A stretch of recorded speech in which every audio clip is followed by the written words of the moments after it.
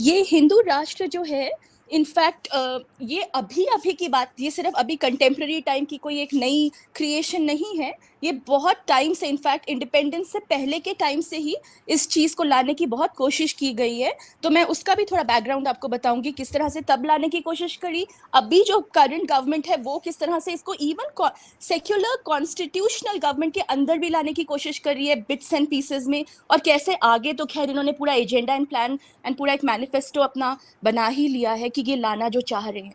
तो अगर मैं थोड़ा सा आपको नटशेल में बताऊं ये हिंदू राष्ट्र क्या है, इनका क्या प्लान है, तो ये सनातन धर्म जो है इसकी फाउंडेशन पे ये इसको बेस करना चाहते हैं, और इसका इन्होंने एक कॉन्स्टिट्यूशन का एक ड्राफ्ट भी बना लिया है। 30 लोगों की ये छोटी सी जो इन्होंने अपनी जो एक कमिटी बनाई है, ये जो शांभवी पीठाधीश्वर हैं उनके पेट्रनेज के अंदर ये ड्राफ्ट ये तैयार कर रहे हैं इसका।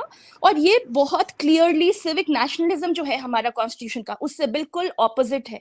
यहाँ तक कि जो प्रेसिडेंट है वाराणसी बेस्ड जो शंकराचार्य परिषद है, उनके प्रेसिडेंट जो हैं, जो ये बना रहे हैं, फ्रेम कर रहे हैं, वो खुद ये बात कह रहे हैं कि इस हिंदू राष्ट्र में इनका अपना कॉन्स्टिट्यूशन होगा अलग, और वो हिंदू कॉन्स्टिट्यूशन होगा। और यहाँ पर जो इनका ये कहना है कि हम तो हर एक सब कास्ट को हम इक्वल ट्रीटमेंट देंगे, लेकिन ऐसा होने नहीं वाला है, जो हमारे पास काफी फैक्ट्स हैं इसके। और इसके अलावा इन्होंने बहुत क्लियरली एक बात तो सामने रख दी है कि वोटिंग राइट्स जो हैं वो बाकी रिलीजन जो है, हिंदू के अलावा जो बाकी रिलीजियस ग्रुप्स हैं उनको नहीं मिलेंगे। रिलीजियस फेथ्स जैसे कि मुस्लिम हो गए, क्रिश्चियंस हो गए, उनको कोई वोटिंग राइट्स नहीं मिलेंगे, सिर्फ सिटीजनशिप का राइट मिलेगा इनको यहाँ पर।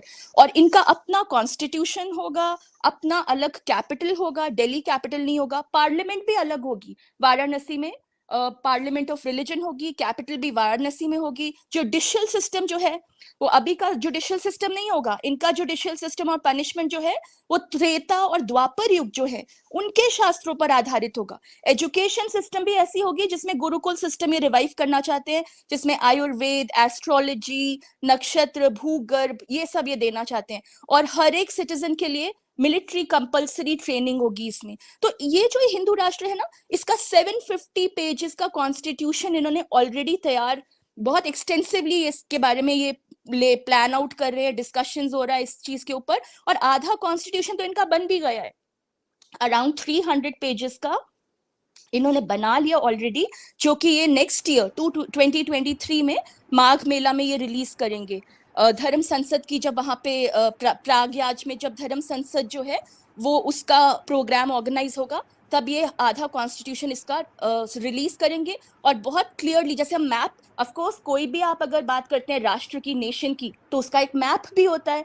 तो इनके डॉक्यूमेंट में फीचर किया हुआ है उन्होंने अखंड भारत का मैप, जहां पर ये कोशिश कर रहे हैं कि जितने भी जो बांग्लादेश, पाकिस्तान, अफगानिस्तान, श्रीलंका, म्यांमार, इन सबको मर्ज करके ये एक हिंदू राष्ट्र इस तरह से बनाएंगे। तो ये तो मैंने आपको सिर्फ एक फैक्ट सामने रखा जो ये तैयारी कर रहे हैं।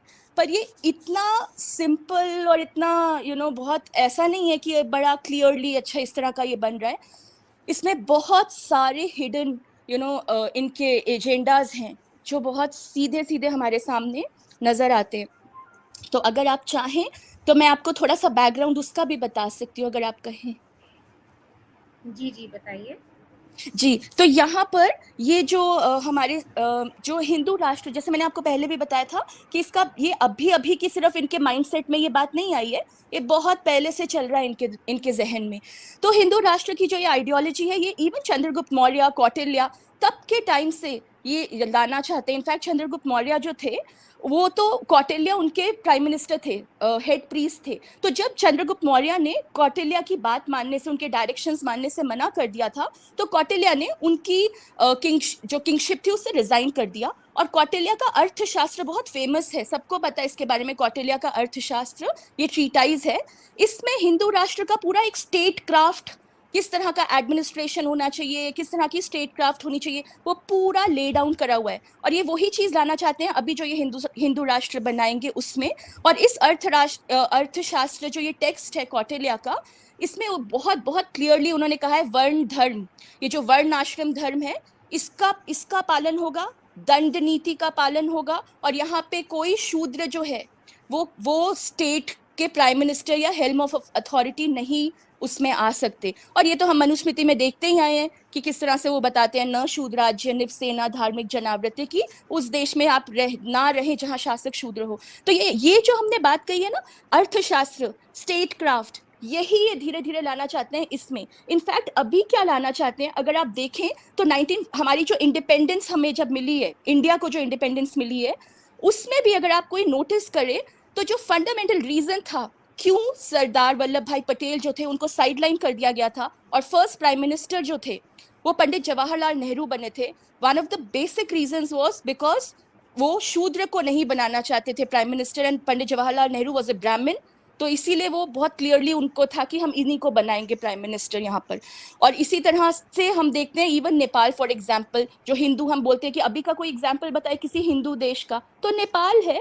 लेकिन नेपाल में हालांकि कम्युनिस्ट कॉन्ग्लोमरेशन है, उसके बावजूद आप फिर से देखेंगे प्राइम मिनिस्टर ब्राह्मण ही है, हमेशा से प्राइम मिनिस्टर्स ब्राह्मण को बनाते हैं ये। तो जो आपका आने वाला भी हिंदू राष्ट्र है, ये बहुत क्लियरली इसमें ब्राह्मण्स को बहुत ज्यादा हाई प्रायोरिटी पर रखा जाएगा। और ऑफ कोर्स जो जुडिशियल सिस्टम ये बोल रहे हैं वो त्रेता एंड द्वापर युग का जुडिशियल सिस्टम होगा, बहुत ही क्रिटिकल एक स्ट्रक्चर होगा जिसमें शूद्र, ओबीसीज, दलित, आदिवासी, मुस्लिम्स, क्रिश्चियंस, बुद्धिस्ट, इन सबको मार्जिनलाइज ग्रेजुअली किया जाएगा द्विज फोर्सेस के बाद, जो द्विज फोर्स हैं ये यानी जो अपर कास्ट हैं इनके द्वारा। इनफैक्ट अगर हम ये चीज देखें तो अब मैंने जो ये बात बोली तो आप बोलेंगे तो आप पुरानी बात कह रहे हैं, लेकिन आप देखें राइट फ्रॉम द इंसेप्शन, जब से आरएसएस आई है उसके बाद से कोई भी शूद्र लीडर कभी भी इनकी आइडियोलॉजी फॉर्मुलेशन में नहीं आए, चाहे फिर सावरकर हो, इनके जो फाउंडिंग फादर्स थे सावरकर, हेगडेवर, गोलवरकर, मोहन भागवत, ये ही सब थे जो ब्राह्मण्स थे, जो थ्योरी फॉर्मुलेट करते हैं, ऑर्गेनाइजेशनल कंट्रोल अपने हाथ में रखते हैं, प्रोग्राम्स का एजेंडा डिसाइड करते हैं, मूवमेंट लॉन्च करते हैं। और इतना इंटरेस्टिंगली ये क्या करते हैं, माइनॉरिटीज को दे पिट इट अगेंस्ट ईच अदर, यानी वैसे शूद्र को कोई दर्जा नहीं देंगे, दलित को कोई दर्जा नहीं देंगे, लेकिन शूद्र की जो मसल पावर है उसको ये डिप्लॉय करते हैं अगेंस्ट माइनॉरिटीज।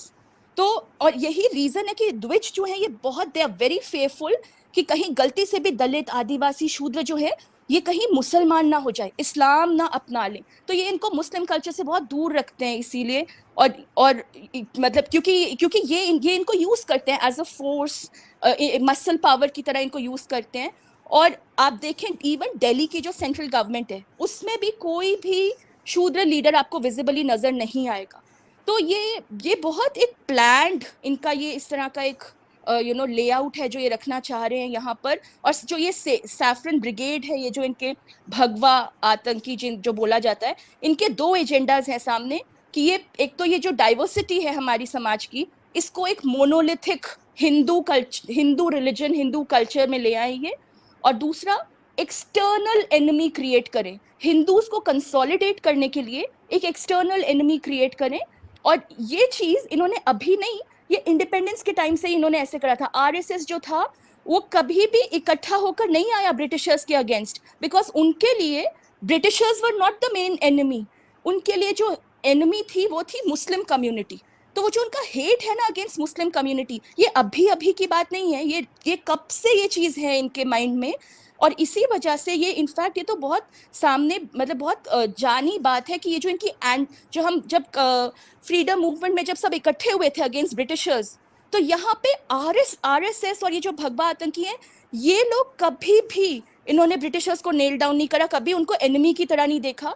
यहाँ तक कि इनके अपनी किताबें जो हैं, वॉल्टर के एंडरसन और श्रीधर डैमले की जो किताब है, और ये किताब बहुत सिंपैथेटिक अकाउंट है आरएसएस का, ये कट्टर किताब नहीं है, ये आरएसएस को बहुत बहुत सिंपैथेटिक लाइट में लेती है। लेकिन इस किताब में भी यही लिखा है कि ऐसा क्या हुआ कि ये जो है सेफरन्स जो आरएसएस है, ये फ्रीडम मूवमेंट से एब्सेंट क्यों थे।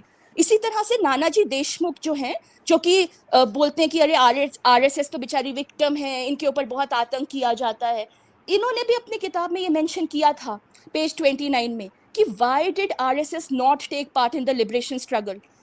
तो और यही नहीं, इनफैक्ट आप खुद देख लें, महात्मा गांधी जो कि इतने ज्यादा स्टॉन्च डिवोटी और प्रैक्टिसिंग हिंदू थे, उनका भी असैसिनेशन जो हुआ था, दैट वाज प्योरली बिकॉज वो सेक्युलर डेमोक्रेसी कहीं ना कहीं उसकी तरफ टिल्ट हो रहे थे, और वो आरएसएस की जो आइडियोलॉजी थी, इसका एजेंडा जो था, इसको वो थोड़ा स्क्रेप आउट कर रहे थे।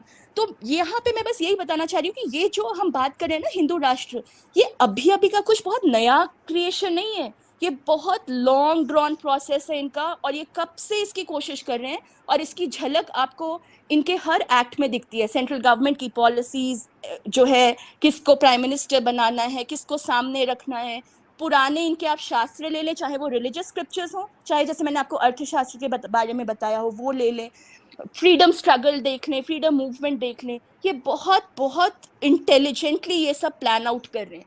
ये ऐसा नहीं है कि बस अभी इन्होंने सोचा और जस्ट एक्सपेरिमेंट कर रहे हैं, ये ऐसा नहीं है। ये